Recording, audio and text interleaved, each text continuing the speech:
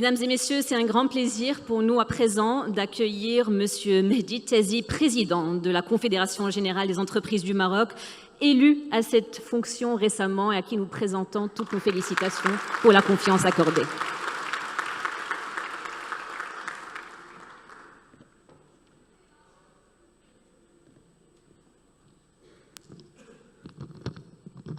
Messieurs les ministres, Monsieur le Président de l'Institut Amadeus, Monsieur le Directeur général de la Caisse des dépôts et des gestions, Monsieur le Président de la Chambre de commerce, Messieurs les directeurs, Mesdames les directrices, Mesdames et Messieurs, c'est un réel plaisir de me tenir devant vous aujourd'hui pour partager nos convictions et les convictions de la CGEM sur un thème qui nous tient à cœur et un thème important qui est celui du financement d'une croissance souveraine en Afrique et sur le continent. J'avoue que j'avais un discours, mais lorsque j'ai vu la hauteur de vue des discours précédents et celui notamment de nos ministres, j'ai dû me résoudre à faire un discours totalement improvisé, mais pour autant qui reprend les idées de la Confédération et les convictions que nous avons sur ces questions-là. Et je voudrais commencer par vous dire que ce continent que nous aimons tant, qui est le nôtre, est un continent qui a des opportunités extraordinaires et formidables. Et je voudrais reprendre quelques-uns des chiffres qui ont été largement partagés par mes prédécesseurs. Le premier, c'est la taille de ce continent. En nombre en population, c'est un continent qui a plus d'1 milliard de consommateurs, mais c'est un continent qui grandit beaucoup. Et je crois que les derniers chiffres nous indiquent que nous serons 2,5 milliards à horizon 2050, avec une population qui est extrêmement jeune. Pour avoir un ordre de grandeur, l'âge moyen de la population européenne est autour de 42 ans. L'âge moyen de la population marocaine est autour de 29 ans. Donc nous sommes dans une trentaine d'années. Nous sommes dans ce que les économistes appellent le dividende démographique, c'est-à-dire le meilleur moment entre nous avons suffisamment de population active et jeune et nous avons une courbe entre les jeunes et les moins jeunes qui est favorable à notre économie. Le continent africain, lui, a une population, l'âge moyen d'une population qui est, l'ordre de grandeur est une vingtaine d'années, et donc c'est l'avenir. Et c'est un mot qui est un peu galvaudé, un concept galvaudé, mais c'est une réalité. C'est l'avenir du monde en termes d'âge de population. En tout cas, c'est l'un des grands foyers de sources de jeunesse et de productives pour les années qui suivent. Deuxième conviction forte, c'est un continent dans lequel, si vous prenez les économies qui croissent le plus dans le monde, vous allez trouver, je pense, pour moitié des pays africains. On a, je crois, une dizaine d'économies en Afrique qui croissent à un rythme supérieur à 7% par an. Elles sont certes pas grandes, mais elles croissent très vite. Et nous avons 2-3 pays qui ont des croissances du PIB qui sont supérieures à 10%, ce qui est extraordinaire. Et certains ont des populations très importantes. Je prends l'exemple de l'Éthiopie. C'est une population qui croît, une population importante et une économie qui croît à peut-être 11% par an sur les derniers chiffres. Troisième constat sur l'Afrique, c'est le continent dans lequel les échanges interpays sont les plus faibles. Ordre de grandeur, encore une fois, pour qu'on place les chiffres dont on parle, les échanges économiques interpays européens sont de l'ordre de 60%. De l'ordre de 60% des échanges. Donc 60% des échanges des pays européens avec d'autres pays se font entre pays européens, pour clarifier mon propos.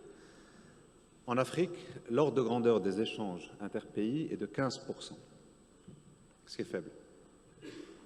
Et comme le disait Monsieur le ministre Riyad Mzour, la richesse se crée quand on a des plateformes et quand on a des échanges.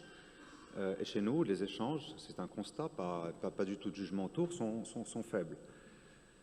Et si on veut avoir une croissance productive, si on souhaite avoir une souveraineté industrielle, et vous voyez bien que mondialement, c'est la tendance compte tenu des défis géopolitiques que nous connaissons tous, ces échanges doivent croître pour qu'on puisse avoir des échanges supérieurs. Et je peux multiplier les exemples à l'infini. Sur les 54 pays africains, le nombre de monnaies est important. En Europe, vous avez 28 pays avec une seule monnaie. Chez nous, sur les 54, on a de loin pas une seule monnaie, etc., etc., etc.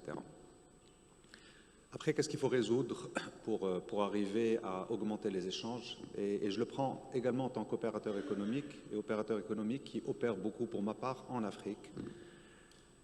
Ce qu'il faut, si je devais choisir deux grands défis ou deux grands secteurs dans lesquels nous devons investir largement, c'est l'infrastructure et l'énergie. Évidemment, ça ne veut pas dire qu'il ne faut pas investir sur les ressources humaines, ça ne veut pas dire qu'il ne faut pas investir sur un système financier qui soit plus profond, etc., etc. Mais prenons-en juste deux, énergie et infrastructure. Dans beaucoup de pays de notre continent, quand on veut exporter, quand on veut envoyer de la marchandise, les défis logistiques sont tellement importants que ça devient rédhibitoire. Dans beaucoup de pays, la source ou la capacité à produire est limitée par les capacités énergétiques de nos pays et de nos confrères. Chez nous, nous avons fait, et là encore mes prédécesseurs ont largement développé ces sujets-là, nous avons fait des avancées majeures depuis 26 ans sous la conduite de Sa Majesté le Roi, que Dieu l'assiste, dans ces secteurs-là. Prenez l'infrastructure, on ne va pas reprendre tous les exemples, mais Tangemed est un extraordinaire exemple, mais on peut citer tous les aéroports, on peut citer les près de 2000 km d'autoroutes que nous avons aujourd'hui. Nous pouvons citer, vous avez connu le défi qu'on a eu très récemment sur l'eau, la capacité et la vitesse à laquelle nous avons déployé une solution en termes d'infrastructure pour répondre à ce défi a été extraordinaire, avec l'autoroute de l'eau, etc. Si on prend l'exemple de l'énergie, la vitesse et la capacité avec lesquelles nous avons développé des énergies renouvelables, et je vous rappelle que la capacité installée aujourd'hui est ordre de grandeur 45%, quand on a un objectif à 2030 à 52%, et je pense qu'on va être autour de 56% en 2030, c'est une capacité de déploiement et une capacité d'exécution qui doit être saluée parce que nos opérateurs savent faire et savent faire rapidement, et je crois que c'est vraiment important de le souligner. Aujourd'hui, on a, et on le prend, je dirais les anglophones for granted, mais jamais on se pose la question en appuyant sur un interrupteur, est-ce que la lumière va s'allumer ou pas? Je n'irai pas jusqu'à dire c'est un exploit, mais en tout cas c'est une question qu'on ne se pose plus. Et aujourd'hui, on est en train de déployer une capacité énergétique qui plus est renouvelable à une vitesse extraordinaire.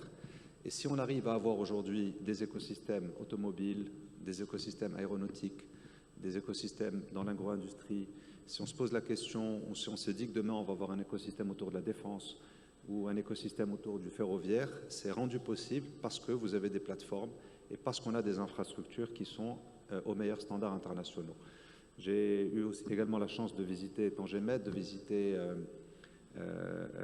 Nador Westmed qui démarre dans pas longtemps, de visiter le chantier de Dakhla Atlantique. C'est des chantiers monstrueux en termes de taille, et c'est des chantiers qui sont structurants sur le long terme. Et je pense que le temps long est un critère important chez nous qui nous permet d'avoir une vision et un développement sur le long terme.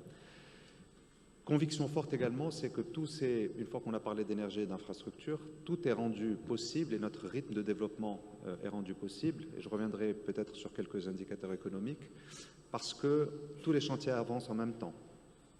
Parce qu'on fait avancer l'énergie, on fait avancer l'infrastructure, mais aussi, on fait aussi avancer le capital humain. Monsieur le ministre Khoury disait qu'il y a une réforme en cours sur la formation professionnelle. On a aussi un dispositif, bien qu'il ne soit pas efficient, en place aujourd'hui, mais notre capital humain avance à un rythme rapide. Notre système de financement avance à un rythme rapide. Et là encore, quelques exemples. Je rappelle qu'on a d'abord un système bancaire fort. Ensuite, on a un fonds Mohamed VI pour l'investissement qui remplit cette couche d'equity et de quasi-fonds propres qui est en place. On a des systèmes de subvention de l'État par la charte d'investissement qui sont importants.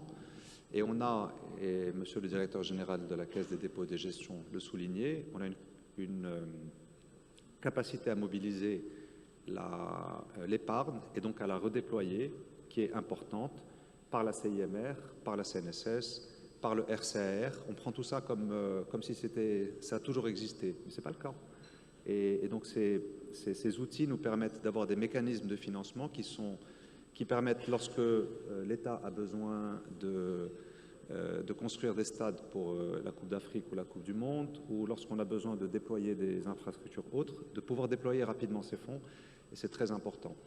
Et donc la capacité du Royaume à lancer, à faire avancer tous les chantiers en même temps est une condition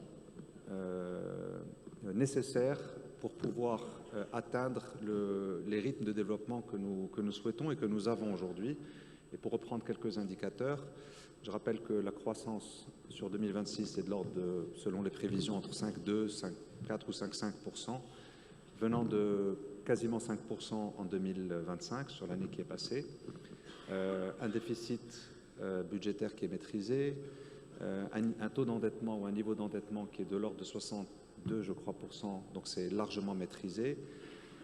Et donc un ensemble d'indicateurs économiques et macroéconomiques qui nous permettent d'envisager l'avenir avec beaucoup de sérénité sous la conduite de Sa Majesté le Roi, que Dieu l'assiste. Je vous remercie.